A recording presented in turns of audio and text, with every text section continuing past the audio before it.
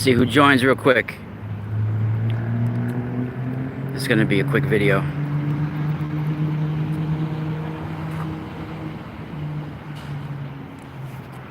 There we go. We got one person. What's up? What's up? What's up? What's up? Oh yeah, I'm wearing my my Leak Project hat that he sent me. That Rex sent me. It's the Back to the Future editions. It's got the glow. So what's up, everybody? Please hit the like and subscribe button if you haven't already. And Mahatma's on site. What's up, brother? I'm glad you're here, Malik. Very glad you're here. It's a beautiful day here in New York. Check this out.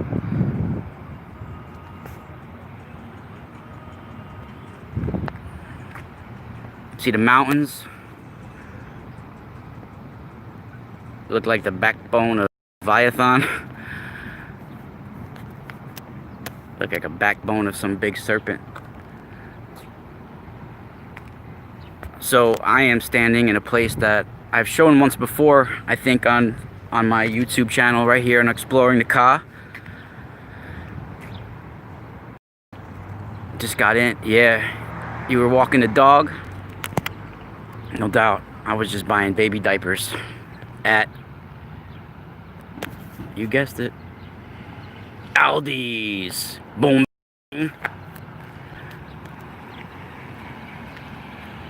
Yep, baby diapers, some other things, baby food and stuff like that. What else did I get?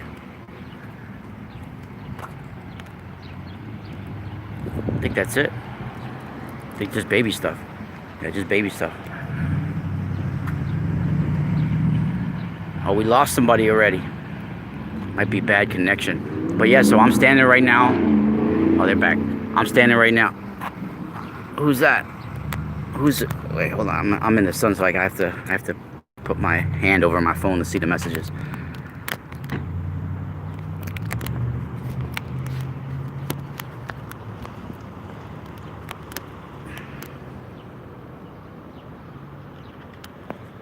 This is beautiful. Hello, what's up? How's it going? Yeah, it's really nice. It's got to be at least 80 degrees too. And right, see where I live in this area, it's like a really historic area. Over, you know, I'm sure going back even longer, you know, for the Native Americans and American nations that were here, and even probably way before that as well. But the last, I guess, like 400 years or so, it became historic for when we took over when the settlers took over the land here from the Native Americans. There was a lot of people that were like instrumental to our whole friggin' nation being formed, that were right here in this spot.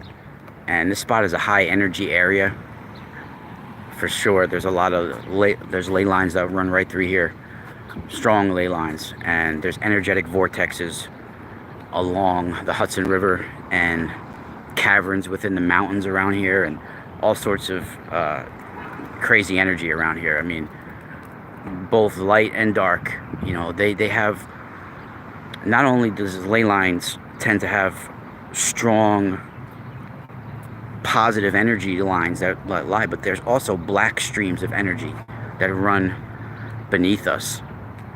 And a lot of times it's alongside water. You know, you got positive and negative energies that run throughout our whole world. And a lot of times you'll find these ancient rock walls in this area, and probably all over the United States, are built upon these ley lines, or to at least give a directional of where they are.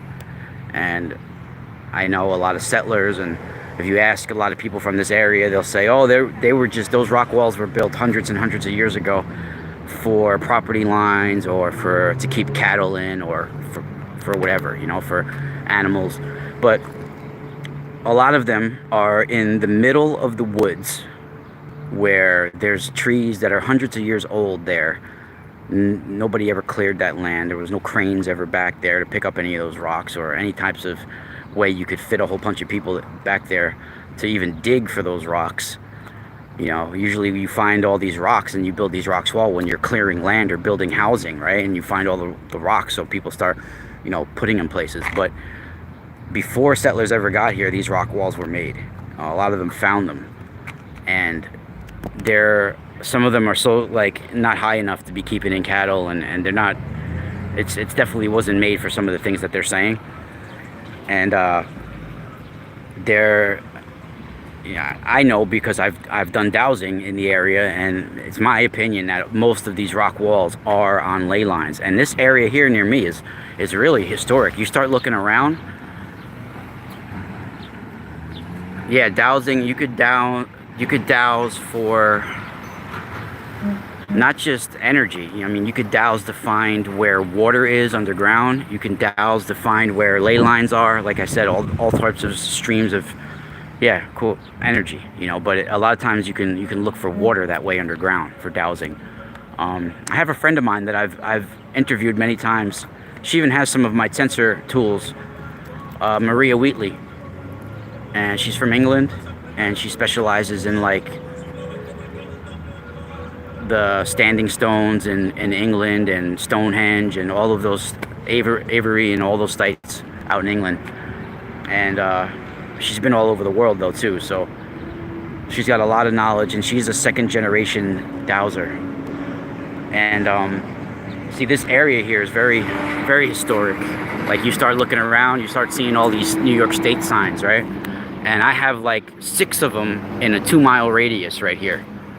I don't know, you know, other states where how many they have, but in my area, there is a riddled in this area. Like this one right here was where the famous walnut tree of George Washington was, like right on this spot. And now they have, it's like a law office here, but it used to be a bank, and it's a parking lot of Aldi's. There's no walnut tree here anymore. You got, you know, it's highly demolished and then rebuilt with commercial stuff, right? So right at this very spot, all they have is this one pole and sign here now. There used to be a beautiful walnut tree, and right here is where the walnut tree stood, that George Washington would gather his troops and pay them, you know, give them their rations and pay them whatever, you know, money or whatever he would pay them in, or they would gather here and have meetings right underneath this walnut tree. And, you know, I don't know how long people have been following my work, but going back into Italian hereditary families, Strega families, we are highly connected to the walnut tree, and of the walnut tree that once stood in Benevento, Italy. And there used to be another one in the Piazza del Popolo, and I've gone through it before with these stories, what happened, where the Catholic Church cut down the walnut tree, which was actually being used to contain ancient evil beneath that tree. And now they have obelisks on that spot, red granite obelisks. But, you know, it was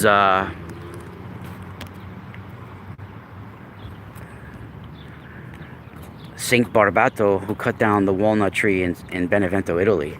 And that walnut tree in Italy, in Benevento, I mean, they replanted ones and used seedlings to replant from that same lineage of the walnut tree. And it's still worshipped today, those sites. But when both Saint Barbato cut down the walnut tree in Benevento, and when the walnut tree was cut down in 1099 by a pope, and you can find more about it on my website, on my radio shows. I've talked about it before. These walnut trees were not just any regular walnut tree. They were actually being used by covens. They were being used by families, hereditary families, Strega families, all sorts of different spiritual sides were using it, from the light and the dark. And supposedly the lore goes that there was an ancient evil that all of the witches, both the Benedante and the Malandante, the bad and the light and the dark sides, had to get together to lock this ancient evil beneath this tree. sort of like in an astral prison. And as long as the tree stayed alive and stayed maintained with certain rituals and certain blessings that the lineages would do on the tree, then the evil would be contained. And the less and less people lost belief in the rituals and started practicing the rituals, the more the evil would leak out and start to pollute the minds of people and start to, invade the area. And the church released it both in 662 AD in Benevento, Italy, when that walnut tree was cut down by Saint Barbato.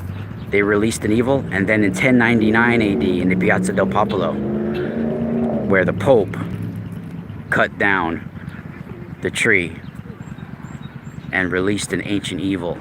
And he said he even felt the supernatural transformation in his writings when he cut down that tree. So walnut trees can be used for all sorts of magical, powerful, prophetic things as well.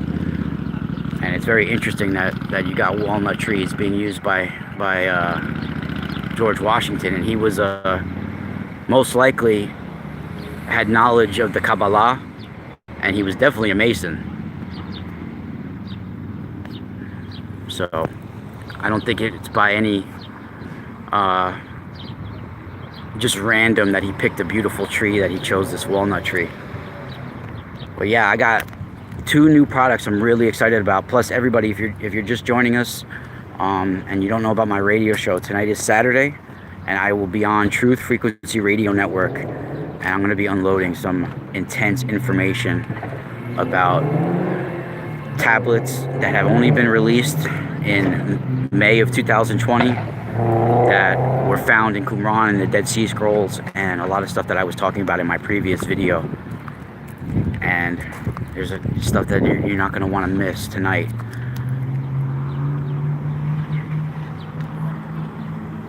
Yeah, a tree does have a consciousness in the chat room. What's up, Joy? The possible. Trees, in fact, from what my experiences and from what I've been taught, trees have almost a similar sort of auric bioenergetic field as humans. Very similar. And some of them could be more like dense than others, more heavy. But yeah, trees have a very similar auric energy and bioenergy field that we do. And trees can do some magical things. They're alive, they have a consciousness, and they have an auric energy field that is powerful, very powerful. Like I said, it's almost like as if not just, it's just as powerful as the humans, if not, it's like ours. We have an extremely powerful bioenergy field. People don't realize. Now, I got 2 new products that will be on my website this weekend, but you can order them right now. They're available, they're packaged and ready to go. You guys have seen my other Tensor tools before, and you've seen my crystals before. These products one of them comes with a crystal package, and it's amazing. I don't have them on me right now. I'm going to do another video later with it. But one of them you could call them basically force field generators. But when I started working with them a couple of years ago, and I finally got my design that is the most stable and powerful that I can offer for right now, and it's really intense. And when I worked with them, I started to get the info coming to me that they're sort of like Atlantean bracelets, like bracelets of Atlantis. Like they would wear bracelets similar to this in ancient Atlantis, probably ancient Egypt. They are copper bracelets, but they're entwined into each other, interlocking into each other. And they also pop up when you take the bracelets off. If you want to wear them as bracelets, you take them off, and they pop up to be a force field generator, like a ball, like an energy ball, like Sorcerer Supreme type energy field. And the ones that I have they have a field of influence for like up to a mile, and they not only emit energy, but they have you could form a force field of intention to protect your house, to protect your area, your property, you know. So it's really like a once in a lifetime purchase. And also special, I got jumbo copper, pure copper onks, tensor tools, and they're tightly wound, and they are powerful, and they're big size, you know. My other ones are like mini size onks with the spiral in the top. This is a completely different model. It's like almost like the traditional onk style. My other style is more like almost like the Venus symbol, but it's actually modeled after the human body. It looks like the human body with its arms raised up. That's still available, but I only have a couple left of those. These, I just stocked it up. I just got a whole bunch made, and I'm very proud of it. And it took me a little while to get this design, and it's the most powerful so far that I can offer. And the force field generator, yeah, Malik, it's right on. I have them already posted on my Facebook. All the pictures, all the product. I already posted it on Facebook. So if you want to check Facebook, you can find it. I haven't put it on the website yet because I just got it ready last night. But they're ready to go. It's monsters, man. They're monsters, and it's much needed right now. Tensor tools and crystals is the way to go right now. And you know, certain religions, and I know Christianity will say not to play with crystals, or they call it, you know, it's not playing, but they say not to mess with crystals, not to touch crystals, not to use crystals. But I understand where they're coming from in a certain sense. Now, they want you to only believe their dogmatic religion and their rules that were made by humans. I don't see God ever say do not use crystals anywhere in the Bible. Maybe spells and stuff like that, but it doesn't say anywhere. You know, Jesus never said anything about crystals that I know of, or copper. You know, so what I can understand though is that some of these products can open you up to spiritual realms, and if people are not grounded, and if they have certain bad obsessions and bad character traits and darkness within them, you know, it'll amplify that darkness. You know, if you're using products to revitalize your energy, and you're emitting only darkness, then yeah, it's gonna tap into darkness. So they just say stay clear away from it, you know, because they're emitting darkness in a lot of their belief systems, that they program fear into you, you know. So I definitely think crystals are healthy for you. I think copper tensor tools are healthy for you. I do not think they would bring evil unless you have evil in you already. Now, if you're using them to cleanse astral energy or astral debris that can get picked up, and what I mean by astral debris, I know it's a fancy term when people use astral light or astral debris, or like, you could pick up unseen energy from people, even when you sleep, you know, just from being around somebody with negative energy, you could pick up that energy with you. So, you know, taking a bath helps, of course, but you can also use these energy tools to get rid and that energy and replenish your energy. So if that's bad, then, you know, I don't know what's good. It saved me a lot. I mean, I've had a little bit of health problems recently, but I'm in my 40s now, and I haven't gone to the doctor in, like, you know, for anything really at all. I had, like, for sicknesses or anything like that in like 20 years. So it definitely helped me in so many ways, and saved me in many ways, you know, a lot of times. So wow, it is really beautiful. What else did I want to mention? Oh yeah, so tonight, if you're just finding me now, my radio show is at the Truth Frequency Radio Network. That is at tfrlive.com. tfrlive.com, tfrlive.com/Eye of Ra if you want my specific radio.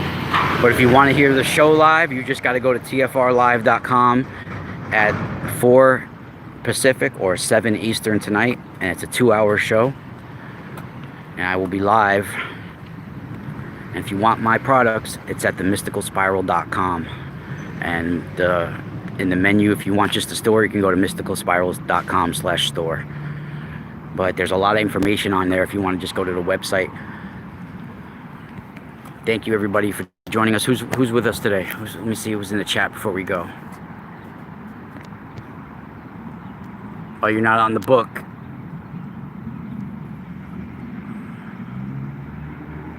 Yeah, the tensor tools that you have are, yeah, they're amazing. I mean, they can last forever. I mean, and if they start to get the color, you know, when the copper, if you want to like clean it, you could just put it in vinegar, clean it with vinegar. You know, so they'll last, man. Those things are powerful. And dude, I don't know if you know Malik, because you haven't seen it on Facebook, but I got new Kyanite, dude. Blows any other Kyanite I ever had out the way. I mean, the other Kyanites were powerful, but these ones are Kyanite clusters, where they have, it's not just one little piece of Kyanite, it's a Kyanite with clusters of crystals attached to them. They're huge, dude. Oh my God, you haven't seen the pictures? Oh my God, dude. If you haven't seen them yet, contact me, dude. I'll hook you up. Yeah, dude, no, I got a real machete now. Before makes my other spiritual machete, now it looks like a spiritual Swiss Army knife. Now I got the spiritual samurai sword. I got the spiritual katana for sure, and they're clusters of crystals attached to them, man. I just got them like a week ago. For sure. For sure, dude, for sure. So if you want to contact me later, dude, I'll give you like 50% off because you've bought from me before. So if you want to get some, get now. It's the COVID-19 price. People are broke. So if you want, let me know. There's a few huge pieces, like the biggest pieces that I have. There was like, because I got probably like 90 new pieces. But there's only like, out of the 90, I mean, they're all beautiful, but there's like between 6 and 7, between 5 and 7 that are really huge, like really special, that were the biggest ones there. But I find some of the littler ones are just as powerful. So, I mean, but if you're looking for like a wand of Kyanite, I got I got a few of them that are like wands.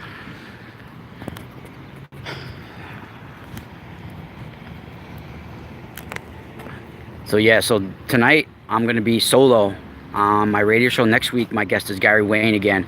We're going to finish our conversation. And also I want to say rest in peace to Bob Ostler. He's a UFOologist that I first saw and found out about in the early 90s on documentaries. And I even seen him. He's even on Unsolved Mysteries back in the day in the 90s, late 80s, early 90s.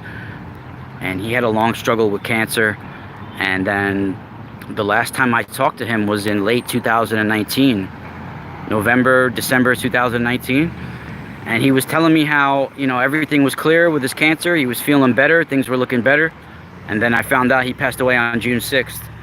I think he was like 71, something like that. So I want to say rest in peace to Bob. Man, you were always cool to me, brother, until we meet again. Till we talk again in another realm and another time, brother. Thank you for everything that you've researched and offered, and for always being a good dude. I don't think I've ever heard anybody say a bad word about you, brother. So much love. See you in the Summerland. Spiral out.